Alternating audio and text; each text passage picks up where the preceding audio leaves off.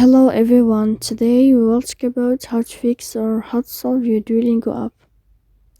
To know how to fix or how to solve your Duolingo, you should just go to settings. After that we click apps, default apps, app settings. Here in this list you will enter to the window of Duolingo app. When you will find this page of app info, you will click on first stop and you will click OK. Here we'll enter to the window of storage. Then we click clear cache. Don't click clear data because that can cause you errors in your app. In the end, you can turn off your Wi-Fi and you can turn on your Wi-Fi again to fix that problem.